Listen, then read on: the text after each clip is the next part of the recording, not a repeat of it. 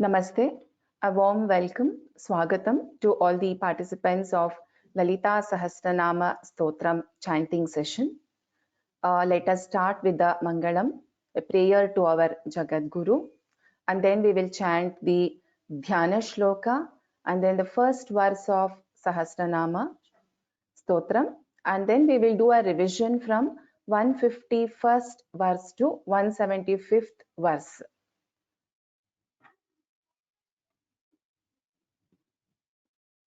गुरुरेव गतिः गुरुमेव भजे गुरुणैव सहास्मि नमो गुरवे न गुरोः परमं शिशुरस्मि गुरोः मतिरस्ति गुरौ मम पाहि गुरो. Let us visualize the form of Lalita Parameshwari before we do the Dhyanam.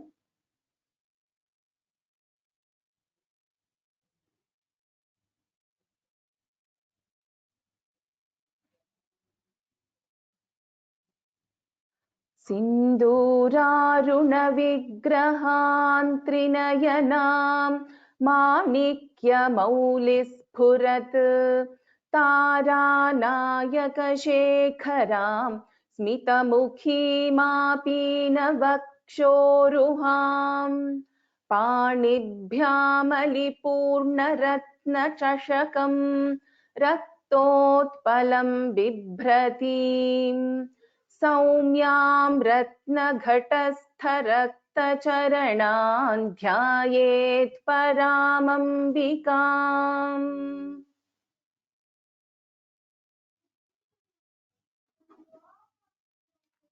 ॐ श्रीमाता श्रीमहाराज्ञी श्रीमत्सिंहासनेश्वरी चिदग्निकुण्डसम्भूता देवकार्यसमुद्यता.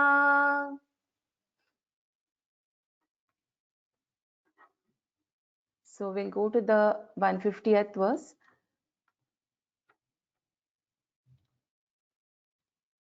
st verse. So what we will do is I'll be chanting once and the panelists will be repeating once. I request all the participants to, though you are on mute, to please chant along with the panelist, though you are on mute, so that the verses can be practiced well. So after this revision, I will request the participants to raise their hands for practicing the chanting.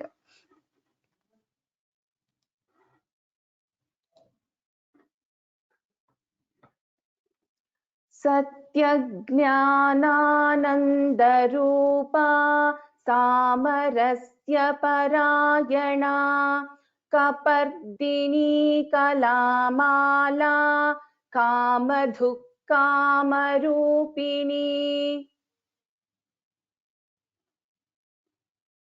सत्यज्ञानानन्दरूपा सामरस्य परायणा कपर्दिनी कलामाला कामधुक्कामरूपिणी.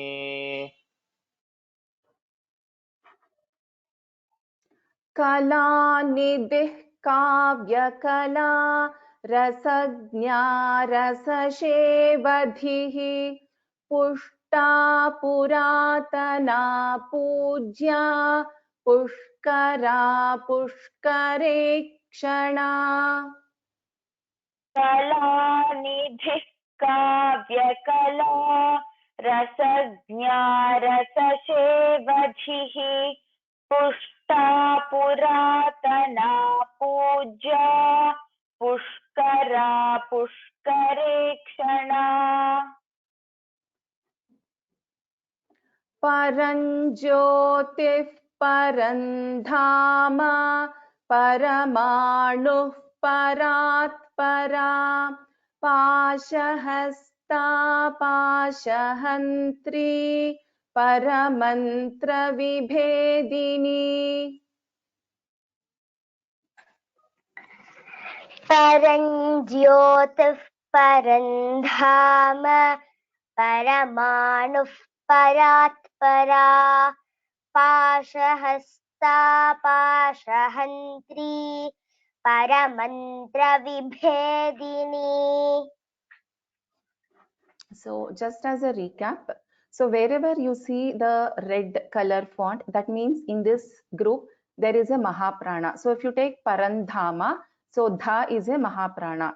So to identify that, it has been marked in or have used the red color.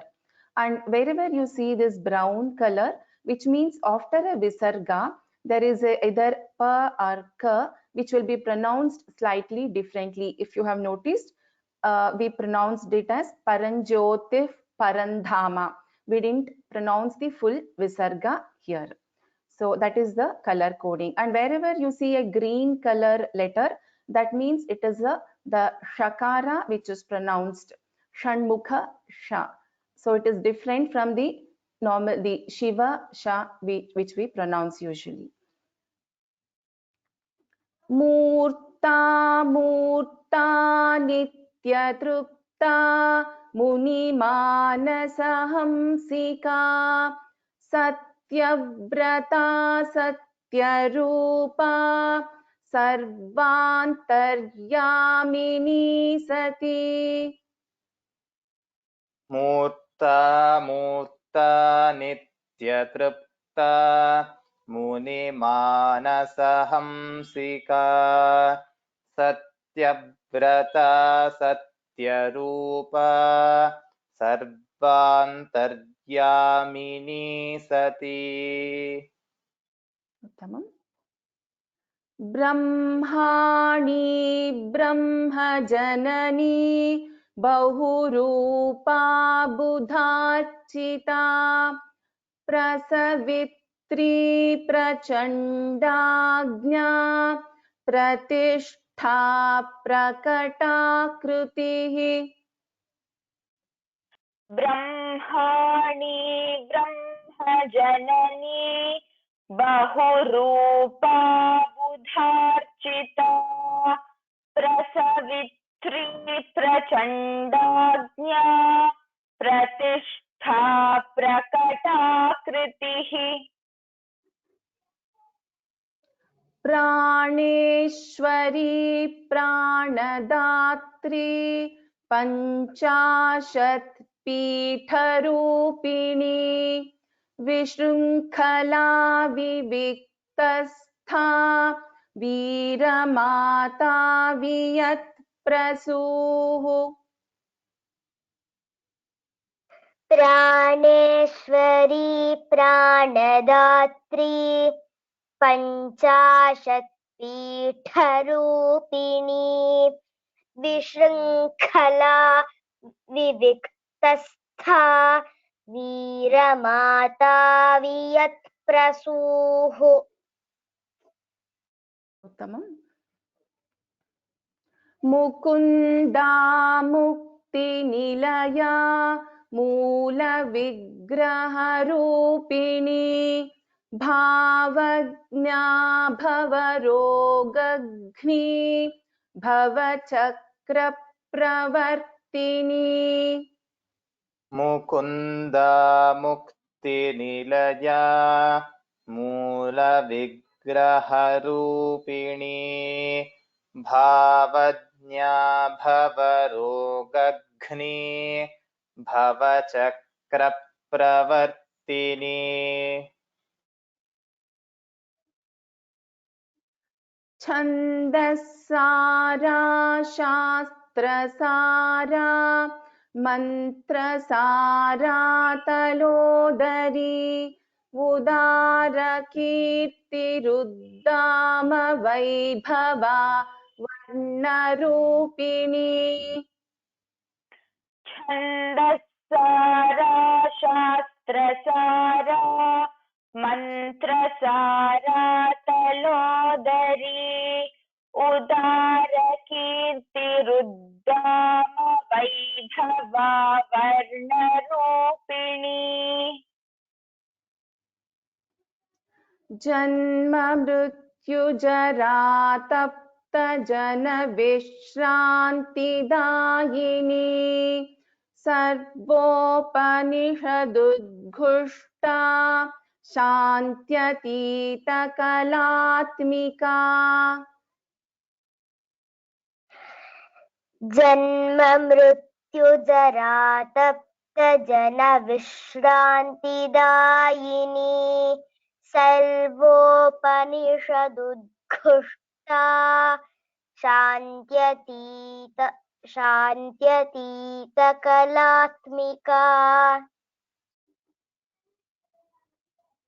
गम्भीरा गगनान्तस्था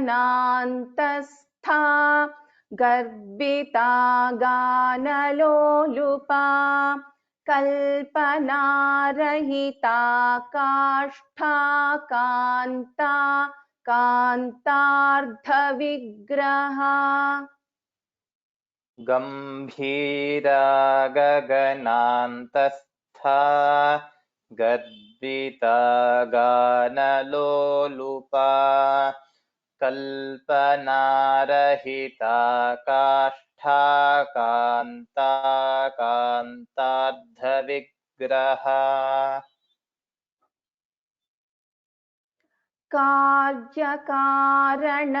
कार्यकारणनिर्मुक्ता कामकेलितरङ्गिता कनत्कनकताटङ्का लीला विग्रहधारिणी कार्यकारणनिर्मुक्ता कामकेलितरङ्गिता कनत्कनकताटङ्का लीला विग्रहधारिणी उत्तमम् अजाक्षयविनिर्मुक्ता मुग्धा क्षिप्रप्रसादिनी अन्तर्मुखसमाराध्या बहिर्मुखसुदुर्लभा अजाक्षयविनिर्मुक्ता मुग्धा क्षिप्रप्रसादिनी अन्तर्मुखसमाराध्या बहिर्मुखसुदुर्लभा त्रयी त्रिवर्गनिलया त्रिस्था त्रिपुरमालिनी निरामया निरालम्बा स्वात्मा रामा सुधासृतिः त्रयी त्रिवर्गनिलया त्रिस्था त्रिपुरमालिनी निरामया निरालम्बा स्वात्मा रामा सुधासृतिः संसारपङ्कनिर्मग्नसमुद्धरणपण्डिता यज्ञप्रिया यज्ञकर्त्री यजमानस्वरूपिणी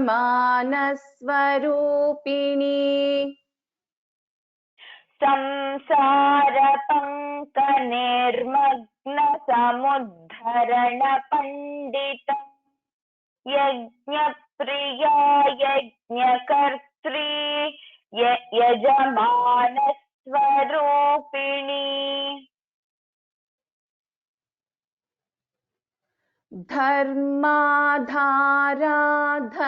धर्माधाराधनाध्यक्षा धनधान्यविवर्धिनी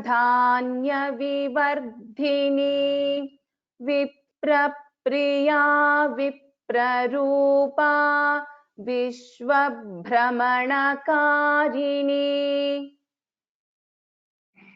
धर्माधाराधनाध्यक्षा धनधान्यविवर्धिनी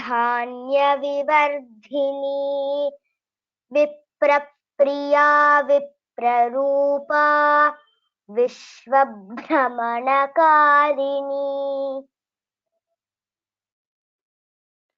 विश्वग्रासा विद्रुमाभा वैष्णवी विष्णुरूपिणी अयोनिर्योनिनिलया कूटस्था कुलरूपिणी विश्वग्रासा विद्रुमाभा वैष्णवी विष्णुरूपिणी अयोनिर्योनिनिलया कूटस्था कुलरूपिणी वीरगोष्ठीप्रिया वीरा नैष्कर्म्यानादरूपिणी विज्ञानकलना कल्या विदग्धा बैन्दवासना वीरगोष्ठी प्रिया वीरा नैष्कर्म्यानादरूपिणी विज्ञानकलना कल्या विदग्धा बैन्दवासना तत्त्वाधिका तत्त्वमयी तत्त्वमर्थस्वरूपिणी सामगानप्रिया सौम्या सदाशिवकुटुम्बिनी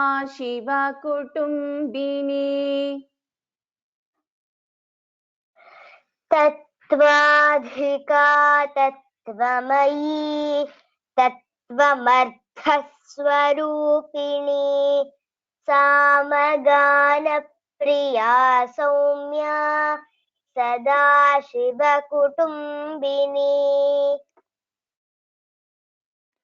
सव्यापसव्यमार्गस्था सर्वापद्विनिवारिणी स्वस्था स्वभावमधुरा धीरा धीरसमर्चिता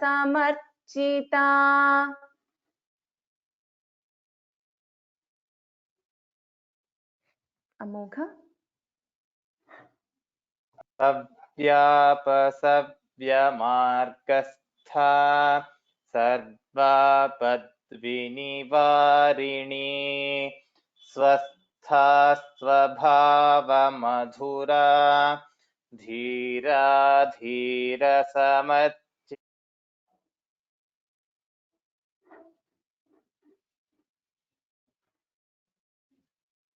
Aditi, can you chant the same verse again? I'm not able to hear Amogha clearly. सव्यापसव्यमार्गस्था सर्वापद्विनिवारिणी स्वस्था स्वभावमधुरा धीरा धीरसमर्चिता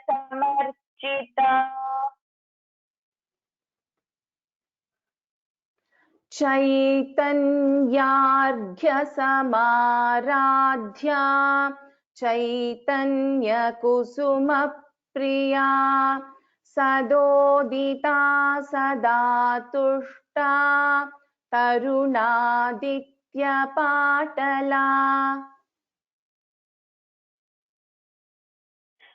चैतन्यार्घ्यसमाराध्या चैतन्यकुसुमप्रिया सदोदिता सदा तुष्टा तरुणादित्यपाटला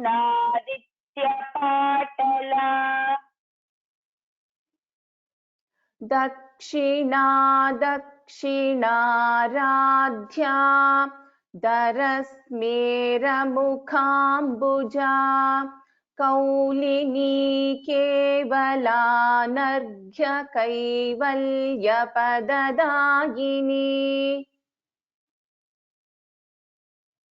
दक्षिणा दक्षिणाराध्या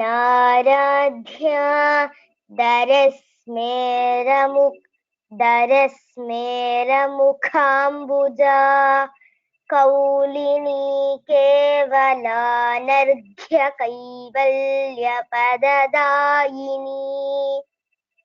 Once again, can you chant Ishu? Same verse.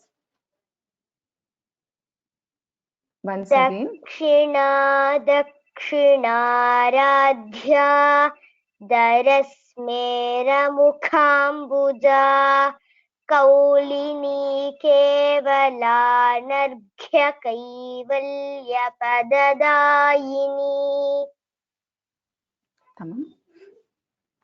स्तोत्र प्रिया स्तुतिमती श्रुति संस्तुत वैभवा मनस्विनी मानवती महेशी मंगलाकृतिः. स्तोत्रप्रिया स्तुतिमती श्रुतिसंस्तुतवैभवा मनस्विनी मानवती महेशी मङ्गलाकृतिः. विश्वमाता जगद्धात्री विशालाक्षी विरागिणी प्रगल्भा परमोदारा परामोदा मनोमयी. विश्वमाता जगद्धात्री विशालाक्षी विरागिणी प्रगल्भा परमोदारा परामोदा मनोमयी.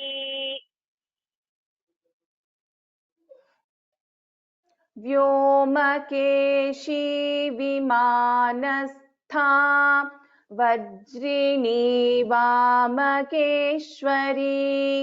पञ्चयज्ञप्रिया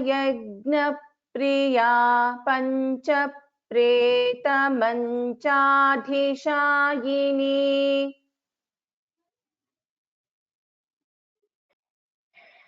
व्योमकेशी विमानस्था वज्रिणी वामकेश्वरी पञ्चयज्ञप्रिया पञ्चप्रेतमञ्चाधिशायिनी. पञ्चमी पञ्चभूतेशी पञ्चसङ्ख्योपचारिणी शाश्वती शाश्वतैश्वर्या शर्मदा शम्भुमोहिनी. पञ्चमी पञ्चभूतेशी पञ्चसङ्ख्योपचारिणी शाश्वती शाश्वतैश्वर्या शर्मदा शम्भुमोहिनी. Uttamam, dhanyavadaः. So I request the participants to raise their hands for practicing the chanting of the 150 to 175th verses.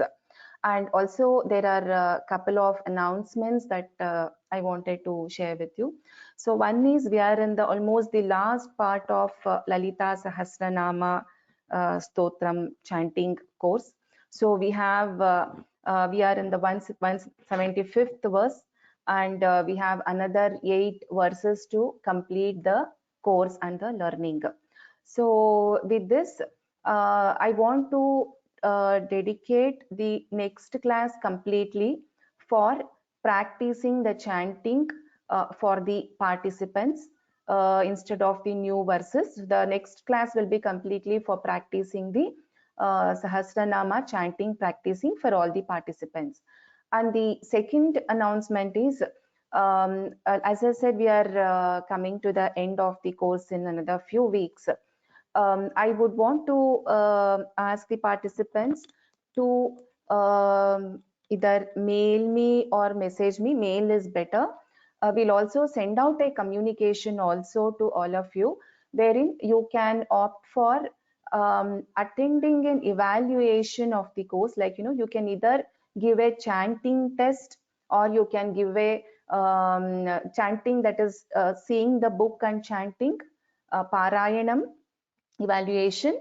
Other option is Smaranam. So you can close your book. So it will be both by memory, you are chanting the Sahasranamam. So people can, the participants can opt for either of this. Either you can see the book and do the Parayana, or you can do the Smaranam of the entire Lalita Sahasranamam. As many of you, I'm sure, are very familiar with the Sahasranama chanting. So you can give a test. So you can think about it. We'll also send a communication on this to all the participants shortly. So these are the two announcements. So now I request the attendees to raise their hands for chanting. So I'll call out the names. Yeah, we'll go to the 151st verse. Panchanadam Swaminathan Mahodaya.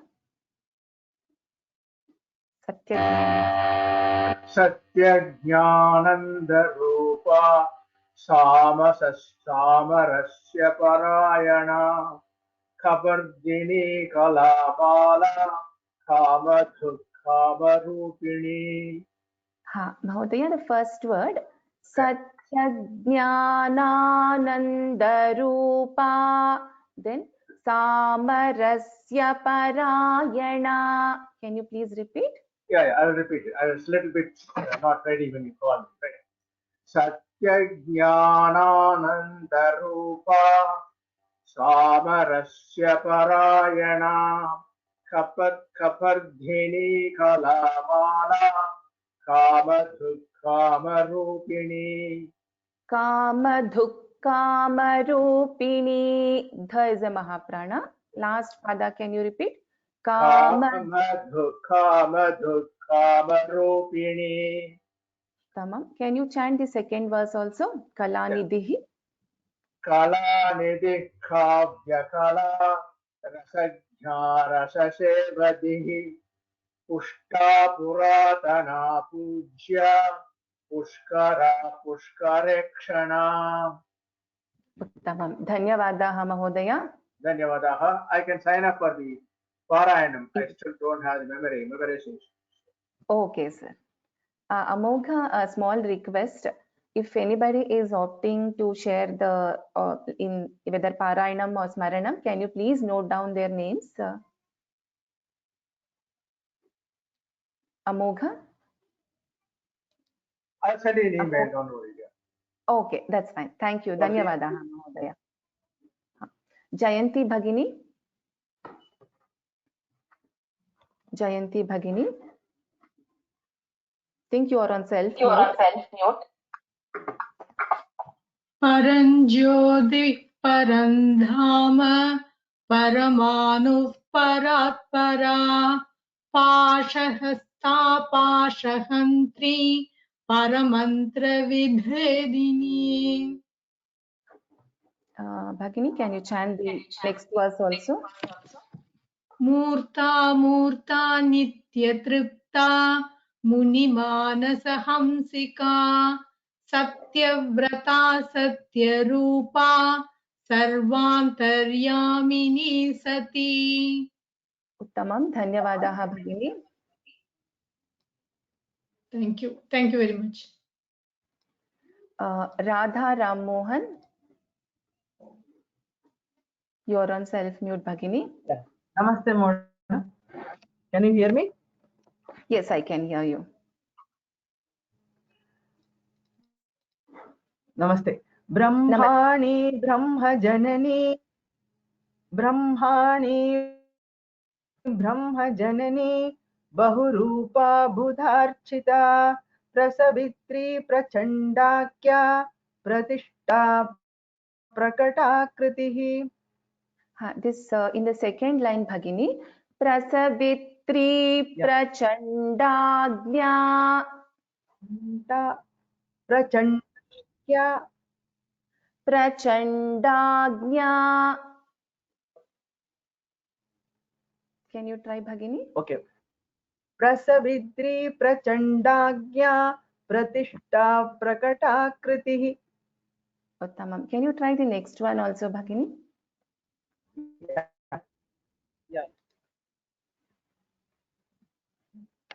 Praneshwari. प्राणेश्वरी प्राणदात्री पंचाशत् पीठरूपिणी विशृंखला विविक्तस्था वीरमाता वियत्प्रसूः. Tamam. Dhanyavadaha, Radha Bhagini. Namaste. PVS Kumar. Hello ma'am, namaste.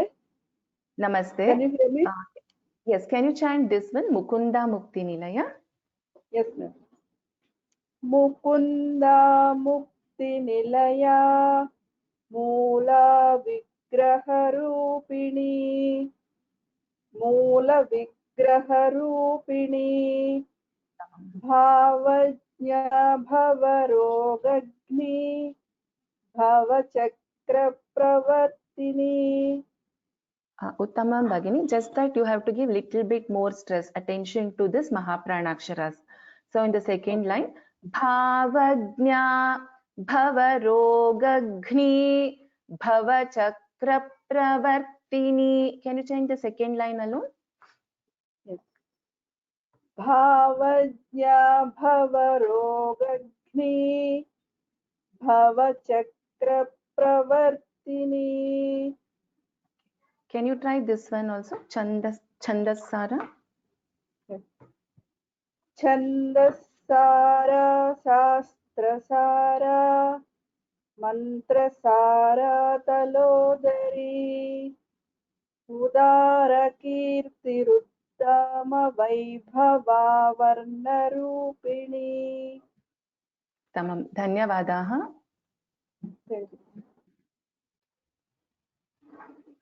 So there was a mail from one of the participants regarding the pronunciation rules when it is with the Visarga.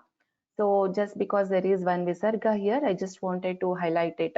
So now if there is a Visarga and next to that, if there is a Sa, so we give little more the stress on the letter Sa. So after the Visarga, there is Sa. We'll give stress on this letter Sa. So it sounds like we are telling another slight Sa. So Chandasara, Chandasara. This is how we pronounce it. So let me go back to and see if I can give you another example for.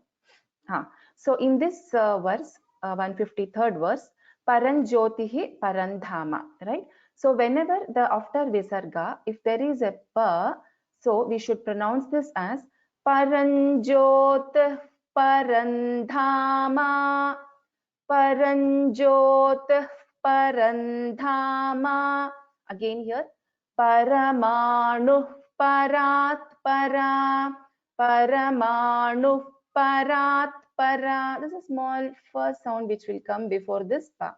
So whenever a Visarga is followed by Pa, there is a slight difference. Again, when a Visarga is followed by Sa, this or Sha, this is Chandasara. It's like this. So I'll again highlight when we come across other examples. Bhavani Bhagini. Namaste ma'am. Namaste. Janma Mrityu. Janma Mrityu Jara Tapta Jana Vishranti Dayini Sarvopanishadu Dushta Shantyatita Kalatmika Sarvopanishadudghushta Shantyatita Kalatmika. Sarvopanishadu Dushta Shantyatita Kalatmika. So it is here Udghushta. It is a Gha. It is not the there. It is Gha. Nishadudghushta. Can you chant this one also, Bhagini? Gambhira.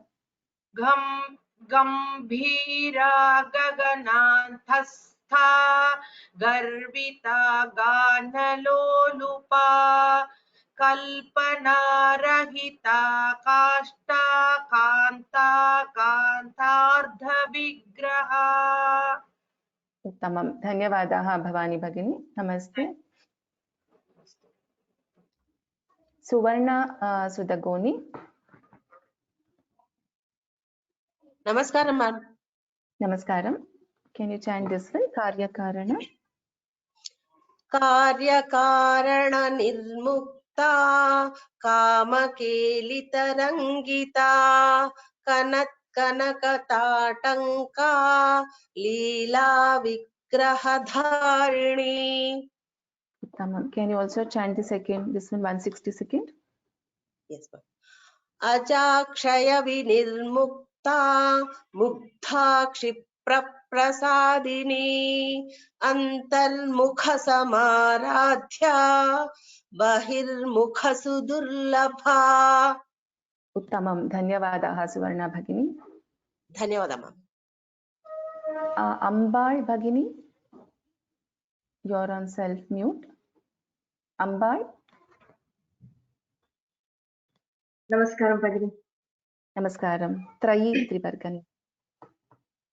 Trayi Trivarganilaya Pristha Tripuramalini Niramaya Niralamba Swatma Rama Sutha Smritihi. Samsara Panka. Can you chant this also? Samsara Panka Nirmagna Samudharana Pandita Yajna Priya Yajna Kartri Yajamana Swarupini. First line. Samsara Panka Nirmagna Samudharana Pandita. Can you try? Yes. Samsara Panka Nirmagna Samudharana Pandita Yajna Priya Yajna Kartri Yajamana Swarupini. Uttamam. So this one is, since it's one name, we have to chant it together. That is the reason. Dhanyavadaha Bhagini. Dhanyavadaha. Gurumurti. Gurumurti Mahodaya. Gurumurti Mahodaya, you're on mute, self-mute. Dharmadhara. Namaste. Dharmadhara Dhanadhyaksha Dhanadhanya Vivardhini Viprapriya Viprarupa Vishwabhramanakarini. The only thing is for the Mahaprana Aksharas, little more stress needs to be given. Dha has to be clearly heard. Similarly, Vishwabhramana. So that little more stress needs to be given. Can you try this, Mahodaya? Vishwagrasa. Vishwagrasa Vidrumabha Vaishnavi Nurupini Ayoniryoni Nilaya Kutastha Kularupini. Uttama Mahodaya. In this you chanted the Mahaprana Aksharas very well. Dhanyavadaha. Thank you, ma'am. Thank you very much. Suresha, CH Suresha. Mahodaya, you are on self-mute. Namaste, can you madam. try this? Namaste. Veera Goshti. Veera Goshti Priya Veera Naishkarmya Nadarupini Vijnana Kalana Kalya Vidagdha Baindavasana. Tamam. Can you try this also? One second. Tattvadhika Tattvamayi Tattvamarthaswarupini Samagana Priya Saumya Sada Shiva Kutumbini. Uttamam. Dhanyavadaha Mahodaya. Geetanjali Swami Bhagini. Geetanjali Swami, you are on self-mute.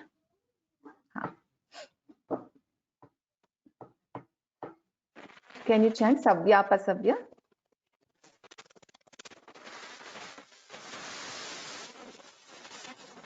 Bhagini, there's some disturbance. I'm not able to hear you. Are you chanting?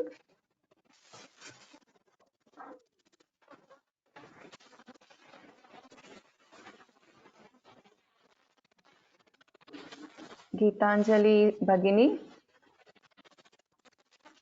Okay, I can't hear you. I'll make you to put you on mute. Let's move on to the, we'll come back again and try. Chitra Bhagini. Chitra Bhagini. Chitra, yes. Can you hear me? Yes. Shri? Okay. Yeah. Savyapasavyamargastha sarvapat vinivarini swastha swabhava madhura dhira dhira samachita. Can you try this also? Chaitanyarghya samaradhya chaitanya kusuma priya sadotita sadatushta tarunaditya patala. Uttamam. Dhanyavadaha Chitra Bhagini. Hema Shivaram.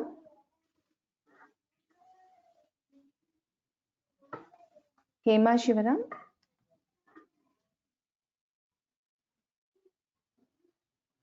Namaste. Dakshina. Namaste. Dakshina Radhya. Dakshina Radhya Darasmera Mukhambuja Kaulini Kevalanardhya Kaivalya Padadayini. So just one small observation that, you know, wherever you see this red color font, that means there is a Mahaprana Akshara.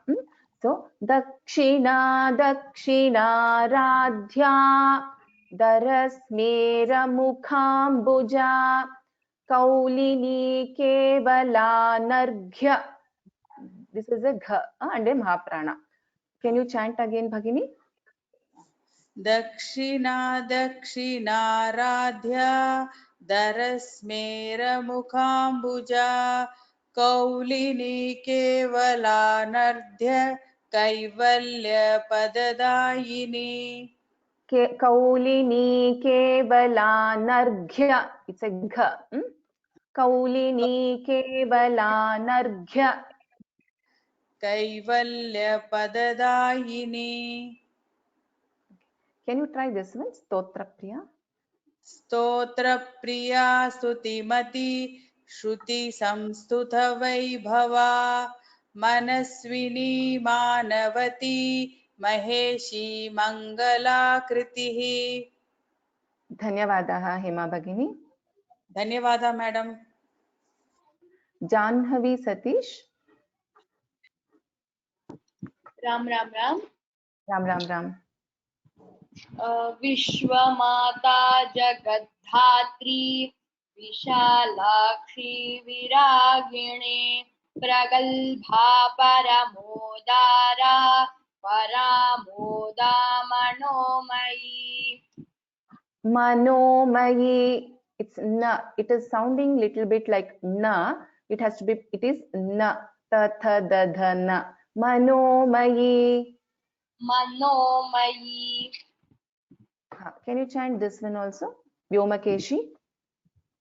Vyomakeshi Vimanastha Vajrine Vamakeshwari Panchayagnya Priya Panchapreta Manchadhishayini. Panchapreta Mancha. This cha is a Alpa Prana. Dha is a Mahaprana. Panchapreta Manchadhishayini. Can you chant the second line again? Pancha Vyomakeshi Vimanastha Vajrine Vamakeshwari Panchayagnya Priya Panchapreta Manchadhishayini. Uttamam. Dhanyavadaha Janhavi. I'll be chanting with the book, ma'am. Okay, fine. Dhanyavadaha. Anasuya, KV Anasuya. Ram. Ram. Can you chant the same verse? Vyomakeshi.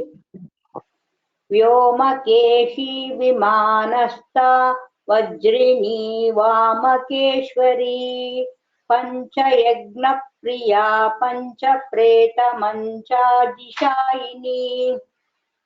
This dha is a mahaprana. Manchadhishayini. Can you try Bhagini? Manchadhishayini. So dha is a mahaprana. Can you try this one also? Panchami Panchabhuteshi. Panchami Panchabhuteshi Panchasankhyopacharini Shashwati Shashwataishwarya Sharmada Shambhumohini. Dhanyavadaha Bhagini.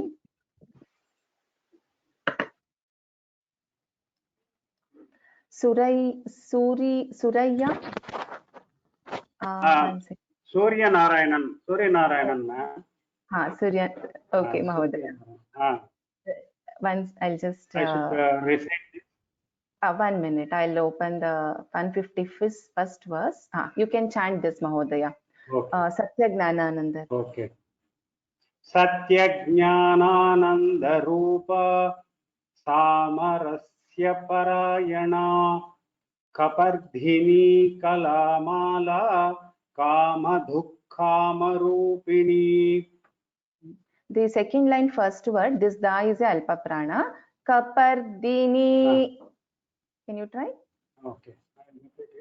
Kapardhini Kalamala Kapardhini Kalamala Kama Dhukkama Rupini. Kama Dhukkama Rupini. This dha is a mahaprana. Kama Dhukkama Rupini. Uttamam. Can you try this also, Mahodaya? Kalanidhi. Yes.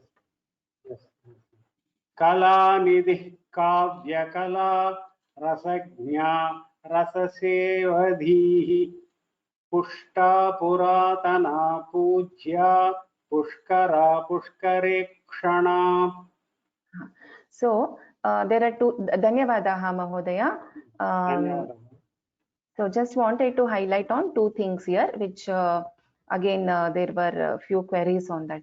So after a visarga, if there is a ka letter, okay. So after a visarga, if it is a ka letter, then kala nidih kavya kala. So we pronounce a half visarga here.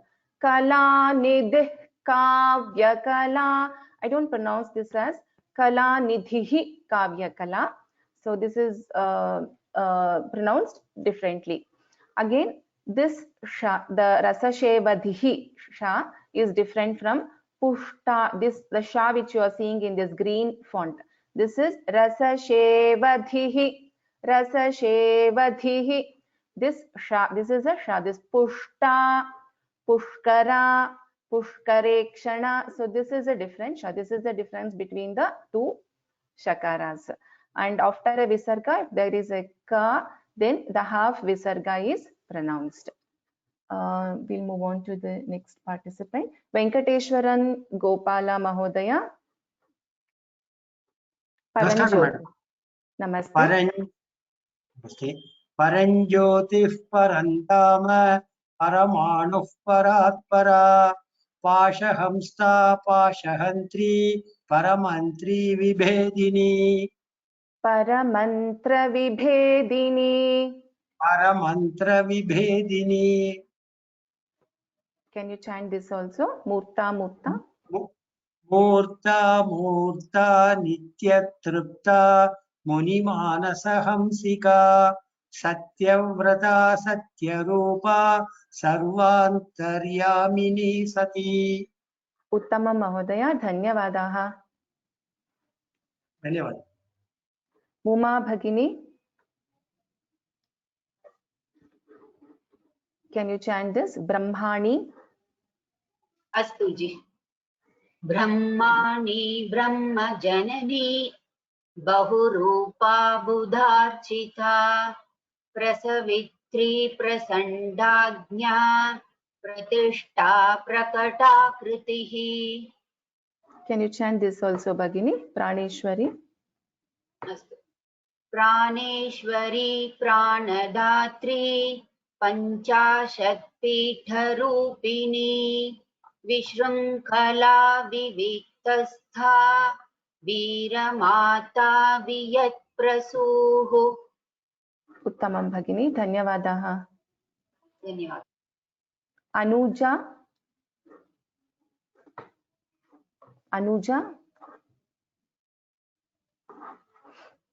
Anuja, you are on self mute, I guess. Can you unmute yourself?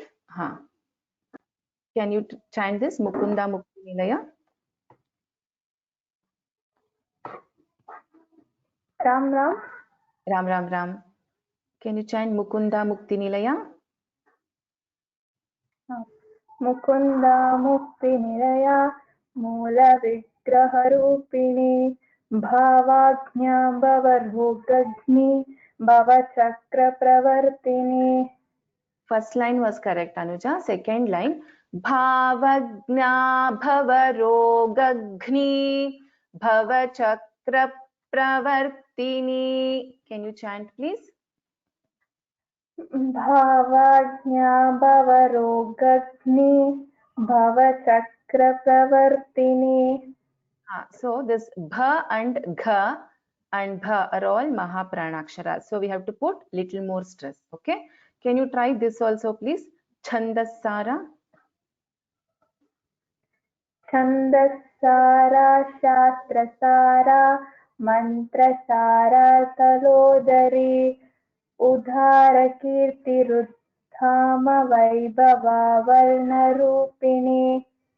Udara Kirti Ruddhama Vaibhava Varnarupini. Can you repeat? Udhara Kirti Ruddhama Vaibhava Varnarupini. So here this Udara, da is a Alpa Prana.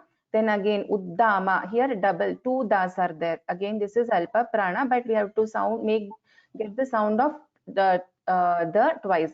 Udara Kirti Ruddhama, it is not dham, like it won't start like that. Then this is bha, Vaibhava, okay? Dhanyavadaha Anuja. Dhanyavad.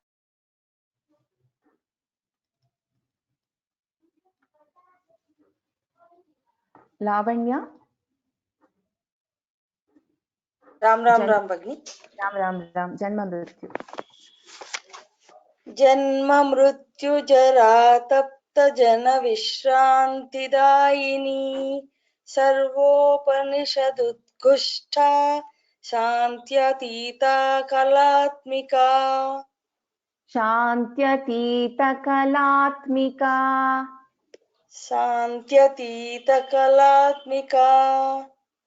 Can you chant this also? Gambhira. Gambhira Gaganantastha Garvita Ganalolupa Kalpana Rahita Kastha Kanta Kantartha Vigraha. Uttamam Bhagini. Dhanyawad. Malini.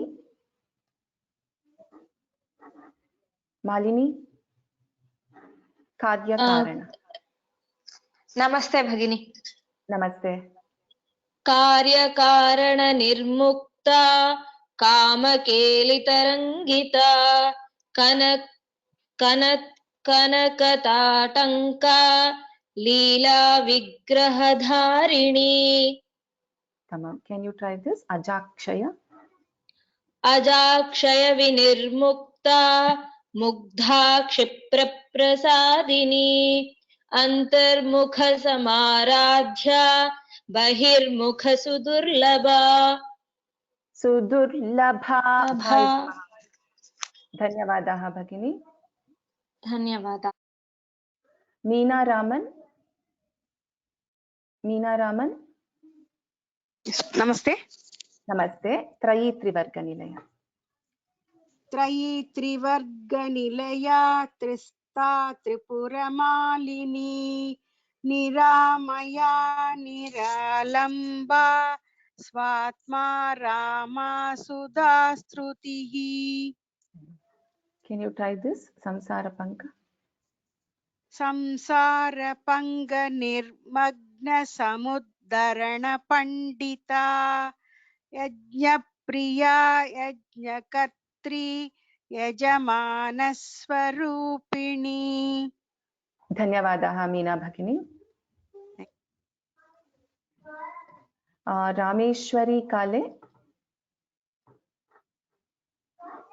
Rameshwari काले. धर्माधाराधनाध्यक्षा धनधान्यविवर्धिनी विप्रप्रिया विप्ररूपा विश्वभ्रमणकारिणी. Uttamam. All the Mahapranas were pronounced very well. Just this last word, Vishwabhramanakarini. Can you try? Vishwabhramanakarini. Uttamam. Can you chant this verse? Vishwagrasa.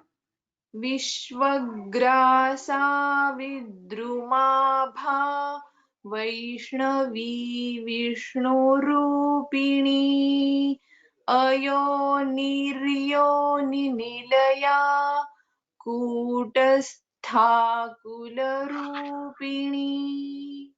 उत्तमं. धन्यवादाः भगिनी. धन्यवादः. रवि रामचंद्र आर. रवि Ramchandra. Okay, we move on to the next person. Selja जी. शैलजा जी. हाँ. वीरगोष्ठी प्रिया. नमस्कारं भगिनी. नमस्कारं. वीरगोष्ठी प्रिया वीरा नैष्कर्म्यानादरूपिणी विज्ञानकलना कल्या विदग्धा बैन्दवासना. Can you chant this also? Tattvadhika. Yeah. Tattvadhika tattvamayi तत्त्वमर्थस्वरूपिणी सामगानप्रिया सौम्या सदाशिवकुटुम्बिनी. उत्तमं भगिनी. धन्यवादाः. I have another person. No. धन्यवादाः भगिनी. You have another person? Okay. Sheshachalam. Yes. Yes, ma'am. You want to you have somebody else along with you. Yes. Who want to chant? Okay, you can ask him to chant this. Savyapasavya. सव्यापसव्य मार्गस्था सर्वापद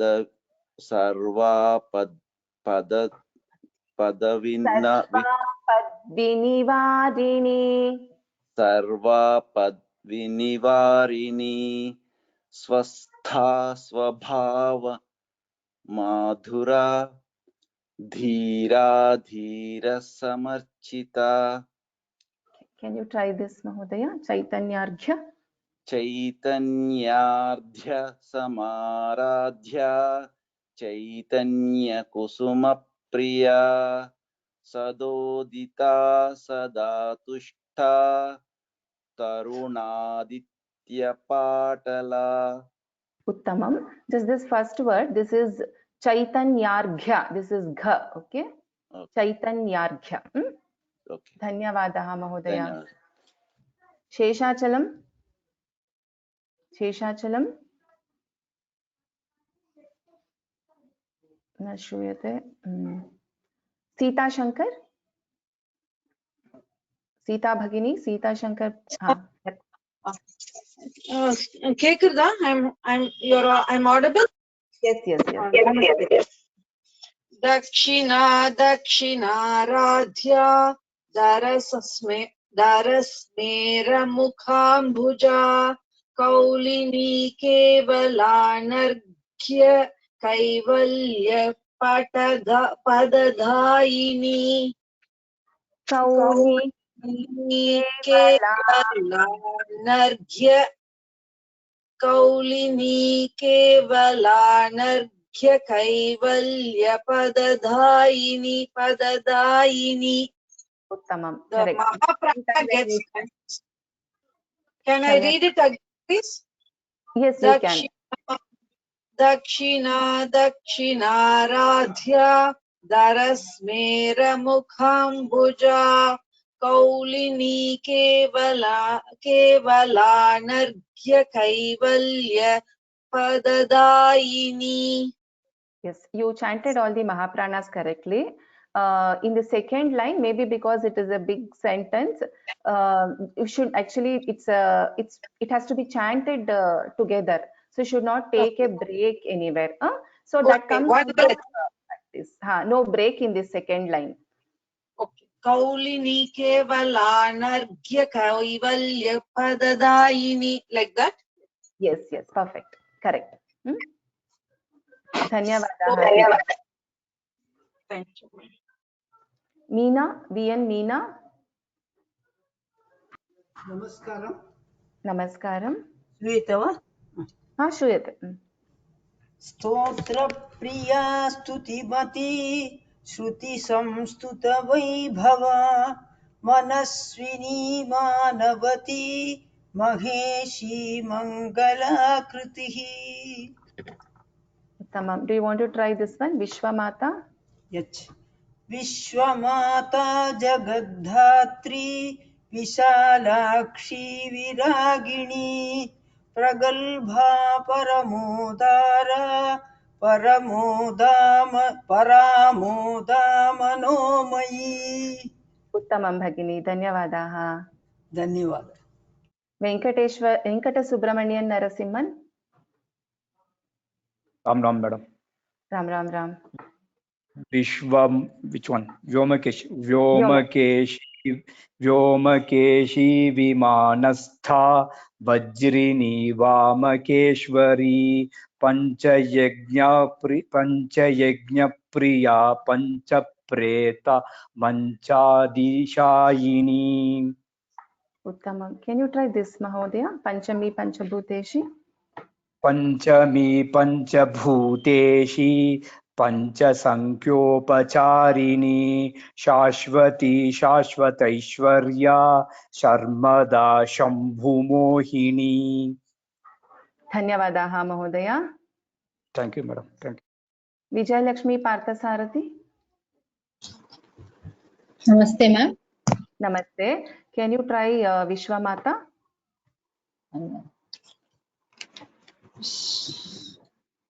173. 173. विश्वमाता Jagaddhatri विशालाक्षी विरागिणी प्रगल्भा परमोदारा परामोदा मनोमयी. Can you try this also? Vyomakeshi. व्योमकेशी विमानस्था वज्रिणी Vamakeshwari पञ्चयज्ञप्रिया पञ्चप्रेतमञ्चाधिशायिनी. Uttamam. Dhanyavadaha, Bhagini. Last person for the day, Vipin Mahodaya. Can you try this? Dakshina Radha. Namaskaram. Namaskaram. Dakshinaradhya Dharasmera Mukhambuja Kaulini Kevalanarghya Kaivalya Padadayini. This one, Stotra Priya. Stotra Priya Stutimati Shruti Samstuta Vaibhava Manaswini Manavati Maheshi Mangalakritihi. Uttamam. Dhanyavadaha, Vipin Mahodaya. So with this, we will close the today's class. As I mentioned earlier, we will be having a complete practice session. We will be doing the practice of first 50 verses in the next class. So please practice and come. So you can practice by raising your hands. And after 3 weeks, like I mentioned earlier, you can opt for either giving an evaluation or test on just Parayanam. You want to see the script and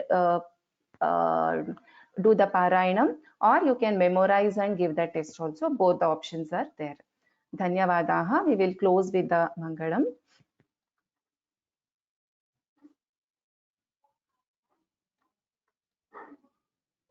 सर्वमङ्गलमाङ्गल्ये शिवे सर्वार्थसाधिके शरण्ये त्र्यम्बके देवी नारायणि नमोस्तुते. Dhanyavadaha to everyone. Ram Ram Ram. Look forward to meet you all in the next class.